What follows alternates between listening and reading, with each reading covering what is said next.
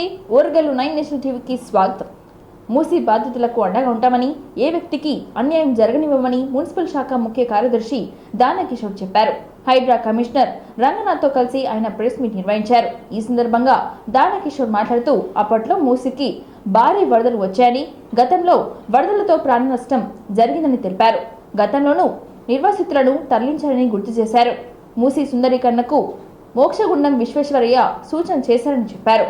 హైదరాబాద్లో ప్రస్తుతం 1 కోటి జనాభా ఉందని, హైదరాబాద్కు వరదల ముప్పు తగ్గించేందుకే మూసీ ప్రక్షాళన చేయాలని నిర్ణయించినట్లుగా దానకిషోర్ స్పష్టం చేశారు. మూసీ నిర్వాసితులకు 30 లక్షల విలువైన ఇండ్లను ఇస్తామని, హెల్ప్ డెస్క్ ఏర్పాటు చేస్తున్నామని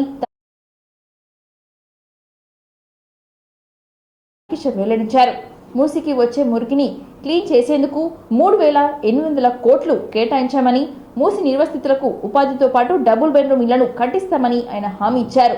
ప్రతి ఇంటికి అధికారులు వెళ్తున్నారని, ప్రతి విషయం వివరిస్తున్నారని తెలిపారు. That's what I want to tell you first. Musi is a bringing life back to the river. ఒకప్పుడు నేను వరల్డ్ బ్యాంక్లో వచ్చినప్పుడు ఒక ప్రెజెంటేషన్ ఇచ్చాను. వైస్ ప్రెసిడెంట్ ఇచ్చారు. ఈ నగరం గురించి టావర్నియర్ అనేటువంటి ఒక ఫ్రెంచ్ ట్రావెలర్ 1650లో రాస్తాడు. మచిలీపట్నం అనే పోర్టు దగ్గర నుంచి ఈ రివర్ మొదలవుతుంది. ఈ రివర్ వెంబడి ఒక ట్రేడ్ రూట్ ఉంది, దాన్ని చార్మినార్ దగ్గర నుంచి వెళ్తుంది. దీంట్లో వెళ్ళినప్పుడు డైమండ్స్ కల్చరల్గా ఉండేటువంటిది ఈ నగరాన్ని, ప్యారిస్ నగరంలో ఉన్నటువంటి ఆ పురాణా పూల్ని పాంట్ నూఫ్ అనేటువంటి ప్యారిస్లోని బ్రిడ్జ్తో పోలుస్తాడు. ఈ రోజు కూడా పాంట్ నూఫ్కి మీరు వెళ్ళారంటే, రీటైల్లో వెళ్ళొచ్చాను నేను. So beautiful. అక్కడికి వెళ్ళిన వారు ఆ పాంట్ వంటి ఉపాధి అవకాశాలు, రీసెటిల్మెంట్ ఎలా చేశారో కూడా ఒకసారి చూసారండి. గోదావరి నుంచి నీటిని తీసుకొచ్చి ఆ నీటిని ఈ 2 పైన ఉన్న చెరువులు అయితే మన నిజాం గారు నిర్మించారో, మోక్షగుండ విశ్వేశ్వరయ్య గారు చేసినటువంటి దాన్ని అక్కడ 5 TMCs నింపి, దాని నుంచి ఆ నీటిని నదిలో ప్రవహింపజేసి అక్కడక్కడ చెక్ డ్యాములు కట్టి దాంట్లో నింపి చేయాలని చెప్పి అటువంటి ప్రతినిధి ఒకరు కలిసారు మమ్మల్ని. అక్కడ వాళ్ళని కూడా పెట్టి వీళ్ళతో సర్వే మొదలు పెడుతున్నాము. 1 month లోపల వీళ్ళతో యాక్షన్ ప్లాన్ తయారు చేయించి ప్రతి ఉమెన్ కూడాను, సెల్ఫ్ గ్రూప్లో ఉన్న వారికి అందరూ కూడాను బ్యాంక్ లోన్లు వడ్డీలో కూడా తీయించడం, వాళ్ళకి ఒక ప్రాజెక్ట్స్గా వాళ్ళు కౌన్సిలింగ్ చేసేదానికి ఈ families are getting ready to shifted. వాళ్ళు షిఫ్ట్ చేసేటప్పుడు కూడాను వాళ్ళకి DCM వ్యాన్లు మేమే పెడుతున్నాం. ప్యాకింగ్ ఏదైనా సహాయ సహకారాలు అందించగలిగితే, ఏదైనా స్కీమ్లు ఇవ్వగలిగితే అవి తీసుకెళ్తాం. ఈ బఫర్కి సంబంధించి కూడాను గంటపాదంగా చెప్తున్నాం. వాళ్ళకి 15-20 నిమిషాల్లో వీళ్ళు ఏమి అరకట్లేకపోతున్నాం. అందుకని ఈరోజు పారుతుంటాయి, అక్కడక్కడ చెక్ డ్యాములు కడతాము. కానీ అట్లాంటి సమావేశాలు ఇంటింటికి తిరుగుతున్నారు. పోయి వాళ్ళ ముందే సర్వే చేశాం. ఇంతకుముందు ఒకసారి ఇంటింటికి వెళ్ళి వాళ్ళ పేర్లు తీసుకోవడం జరిగింది. దీన్ని పరిశీలించిన తర్వాత రివర్ బెడ్లో ఉన్న వాళ్ళు అంటే అది మనము చిన్న వీధులుండి 2 సపరేట్ చేయలేట ప్రదేశంలో ఇంకొక మన స్టామ్ వాటర్ కట్టాలన్నా కట్టలేము. సపరేట్గా ఒక 5 TMC వాటర్ మనము ఉస్మాన్ సాగర్, హిమాయత్ సాగర్ వద్దకి మేము గ్రౌండ్ రిపోర్ట్ అని చెప్పేసి మమ్మల్ని ముఖ్యమంత్రి గారు పంపిస్తున్నారు. కానీ జరిగే పెద్ద కేబుల్ బ్రిడ్జ్ వచ్చింది.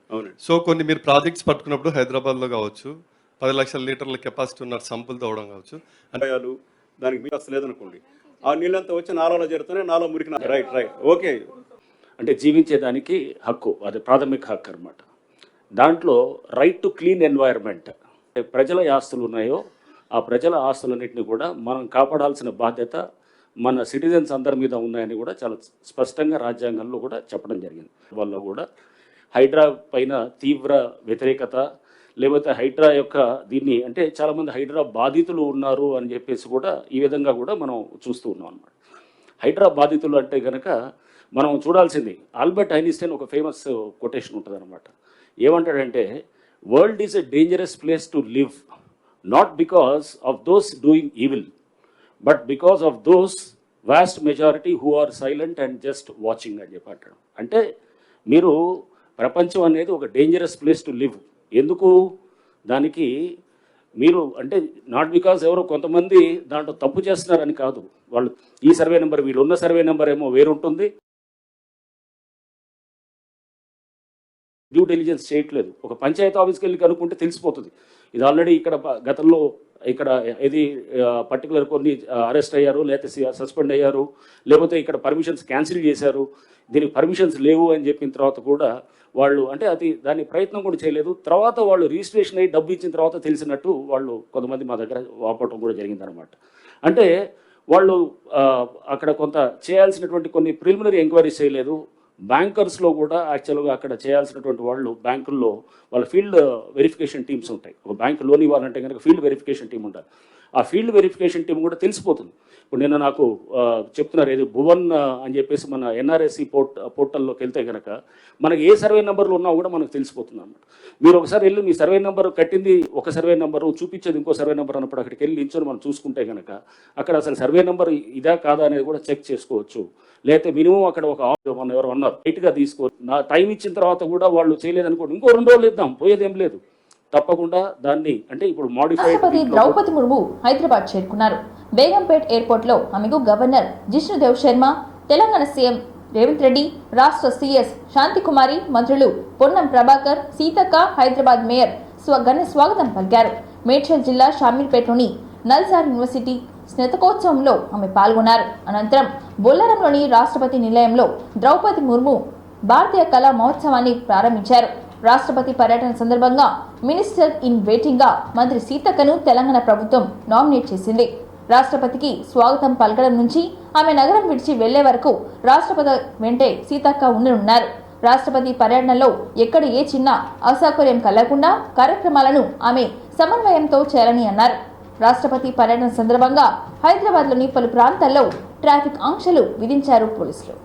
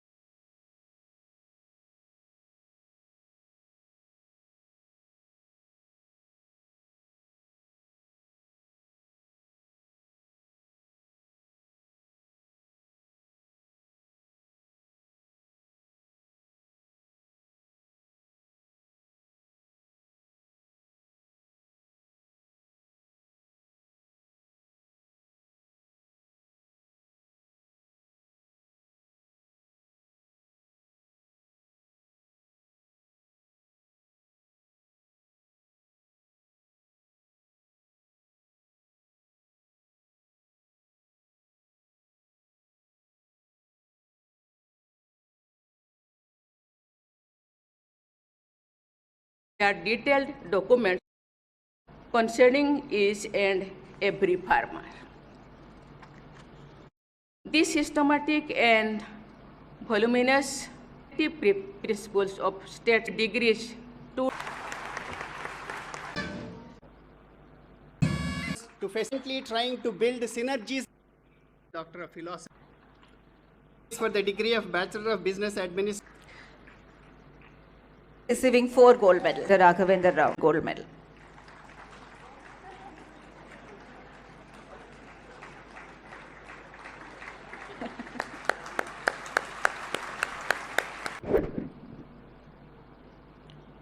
హైడ్రా మీద కేసు నమోదు చేయాలని డిమాండ్ చేశారు మాజీ మంత్రి హరీష్ రావు. రాష్ట్రంలో ఉన్న సమస్యలు పక్కదారి పట్టించేందుకే హైడ్రా పేరుతో డ్రామాలు ఆడుతున్నారని విమర్శించారు. శని, ఆదివారం వచ్చిందంటే హైదరాబాద్ వాసులు భయపడుతున్నారని అన్నారు. గత కాంగ్రెస్ హయాంలోనే వాళ్లకు అనుమతులు ఇచ్చారని చెప్పారు. అవి అక్రమ కట్టడాలైతే నల్ల బిల్లు, కరెంటు బిల్లు, ఇంటి ట్యాక్సులు ఎందుకు వసూలు చేశారని ఫైర్ అయ్యారు హరీష్ రావు.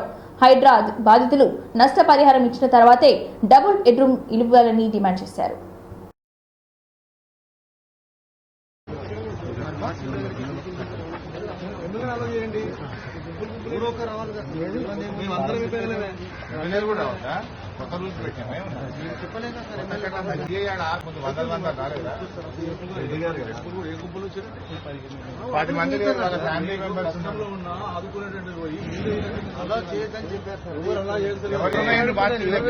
పర్మిషన్ లేకుండా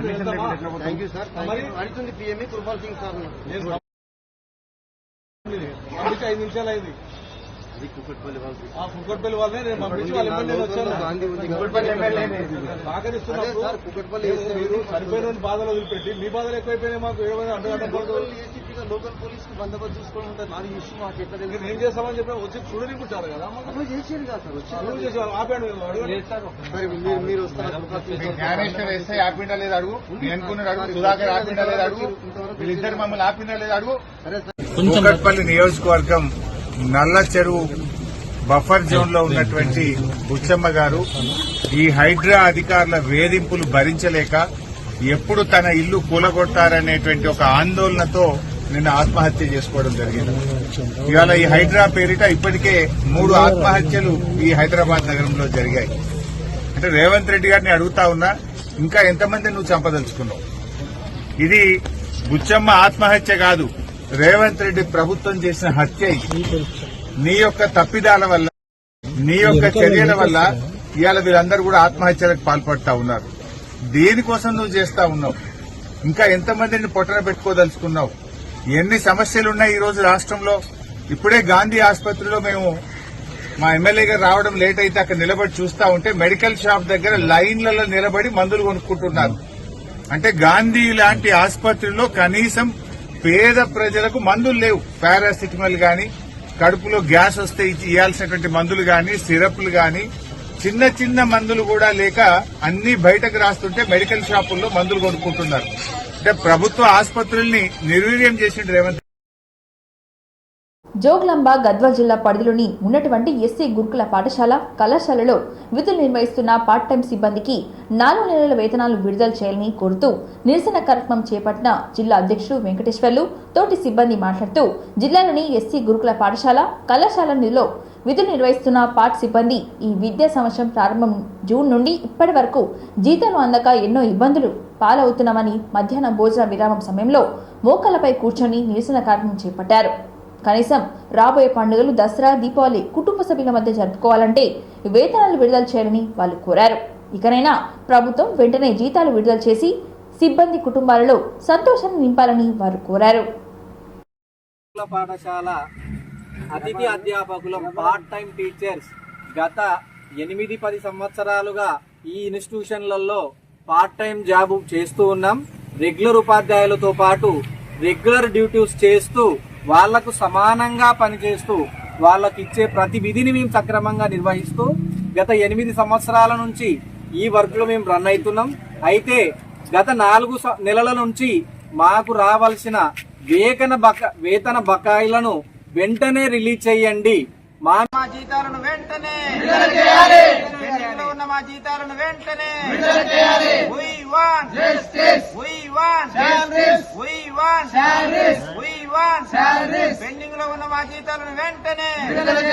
పెండింగ్ లో ఉన్న మా జీతాలను వెంటనే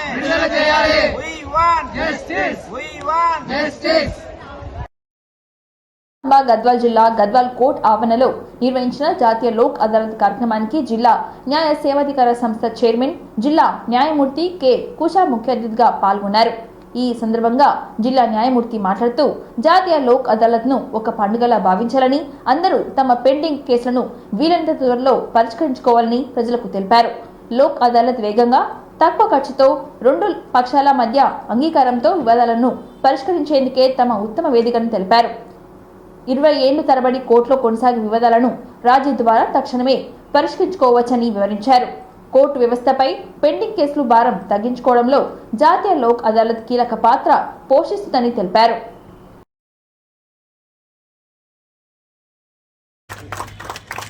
ఇప్పుడేమి ఇబ్బంది లేకుండా కలిసి ఉంటున్నారా? చూడండి,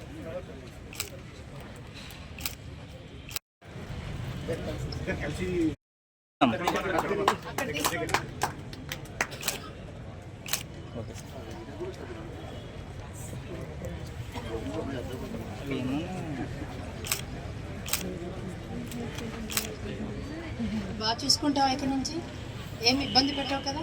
చెప్పు, అమ్మాయికి బాగా చూసుకుంటాను, కలిసి ఉందాం పాప కోసం అని చెప్పు. అమ్మాయికి బాగా చూసుకుంటాను, కలిసి ఉందాం పాప కోసం అని చెప్పు.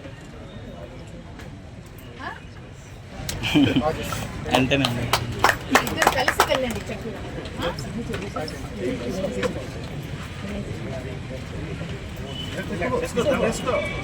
10 నిమిషాలు బాత్రూమ్కి వెళ్ళి వస్తాను అని చెప్పి రోడ్డు మీదకి వచ్చాడు. తన దారినే తాను నడుచుకుంటూ వెళ్తున్నాడు. వెనక నుంచి ఒక ఆటో వచ్చేసి అతన్ని యాక్సిడెంట్ చేసేసింది. సో మన బిడ్డల్ని అలా పోషించాలి అని ఎన్నో కలలు కన్నాకోవాలి అని వాళ్ళ పిల్లలు. అదేవిధంగా ఇన్సూరెన్స్ కంపెనీ వాళ్ళు కూడా AIG general insurance company limited వాళ్ళు ముందుకు వచ్చేసి సెటిల్మెంట్ చేసుకున్నారు.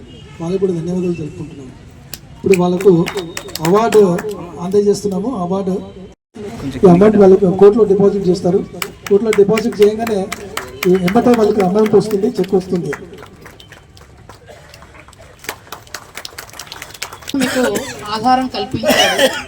మీ జీవితం ఇలాగే సుఖవంతంగా ఉండాలని కోరుకుంటున్నాను.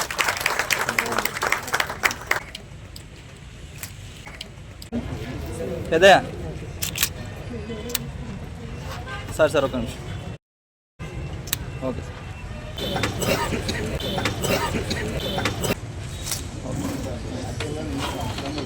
థ్యాంక్ యూ శ్రీనివాసులు గారు. థ్యాంక్ యూ అండి.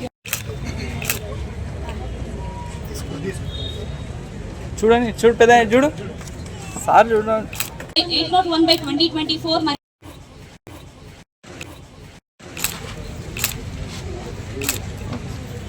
దీనికి సహకరించిన మధుకర్ గారు. హన్మకొండ శ్రీ హనుమద్గిరి పద్మాక్షి చారిటబుల్ ట్రస్ట్ ఆధ్వర్యంలో నిర్వహించబడి మహోత్సవాలకు విచ్చేసి జ్యోతి ప్రజ్వలనతో ఉత్సవాలు ఆరంభించవలసిందిగా వరంగల్ పశ్చిమ నియోజకవర్గ శాసనసభ్యులు నాయని రాజేంద్ర రెడ్డిని మర్యాదపూర్వకంగా కలిసి వేద ఆశీర్వచనాలు అమ్మవారి ప్రసాదాన్ని అందించారు. ఈ కార్యక్రమంలో దేవాలయ ప్రధాన అర్చకులు శంకర్ శర్మ, దేవస్థాన వేద పండితులు షణ్ముఖ్, పద్మనాభ, అవధాని తదితరులు పాల్గొన్నారు.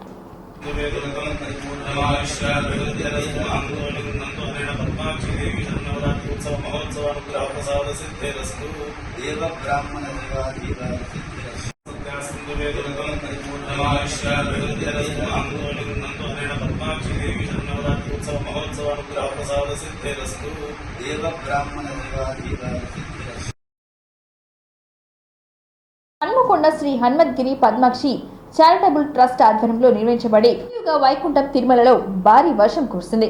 కుండపోతగా కురిసిన వర్షానికి తడిసి ముద్దయ్యారు భక్తులు. ఉరుములు మెరుపులతో భారీ వర్షం కురవడంతో తిరుమల గిరులు కనువిందు చేశాయి.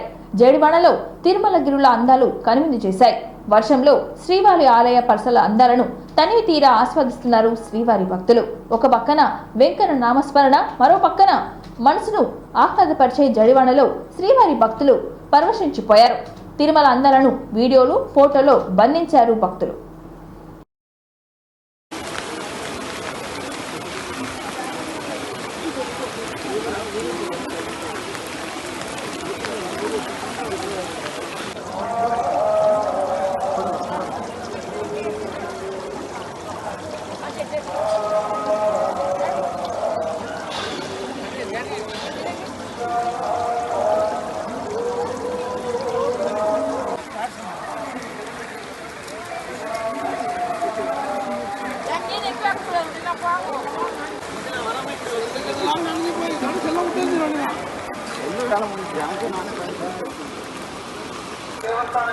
సుబ్రహ్మణ్యం దగ్గరికి వెళ్ళండి, సుబ్రహ్మణ్యం దగ్గరికి వెళ్ళొద్దాం.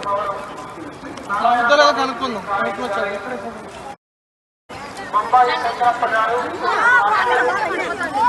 శ్రీవారి ఆలయంలో ఉన్న ప్రసార కేంద్రం